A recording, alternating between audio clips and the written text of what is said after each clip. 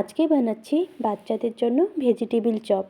বাচ্চাদের জন্য vegetable chop বানানোর জন্য নিয়ে নিচ্ছি গাজর, বিট, বিনস, ক্যাপসিকাম, আলু। কড়াইতে দিচ্ছি সরষের তেল। তেল গরম হয়ে গেছে।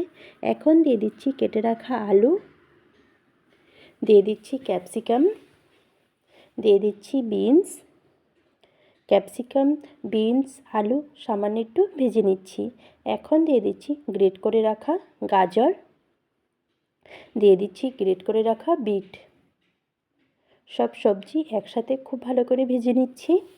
দিয়ে দিচ্ছি স্বাদ মতো নুন। এখন দিয়ে দিচ্ছি কড়াইশুঁটি।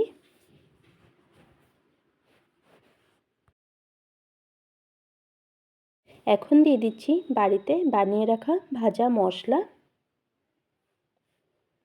দিয়ে আবারও কিছুক্ষণ ভেজে নিচ্ছি। কিছুক্ষণের জন্য ঢাকনা দিয়ে খুব ভালো করে সিদ্ধ করে নিব। এখন দিয়ে দিচ্ছি গরম মশলার গুঁড়ো। সবজি সব ভালো করে ভাজা হয়ে গেছে। এখন নামিয়ে নিচ্ছি।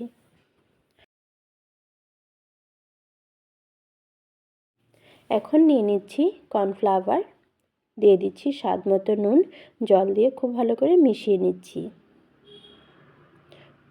বানিয়ে রাখা সবজিগুলো ঠান্ডা হয়ে গেছে। এখন চপ বানিয়ে নিচ্ছি।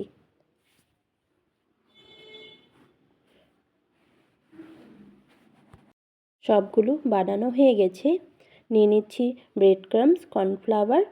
এখন চপগুলো বানিয়ে নিব। সবার প্রথমে লাগিয়ে নিচ্ছি ব্রেড ক্রাম্বস, তারপরে লাগিয়ে নিচ্ছি কর্নফ্লাওয়ারের মিশ্রণ, আবারও লাগিয়ে নিচ্ছি ব্রেড ক্রাম্বস, আবারও লাগিয়ে নিচ্ছি কর্নফ্লাওয়ারের মিশ্রণ। এভাবে করে সবগুলো চপ বানিয়ে নিব। সবগুলো চপ বানানো হয়ে গেছে। আগের থেকে তেল গরম বসিয়ে রেখেছিলাম। এখন চপ ভেজে নিচ্ছি। চপগুলো ভাজা হয়ে গেছে, নামিয়ে নিচ্ছি।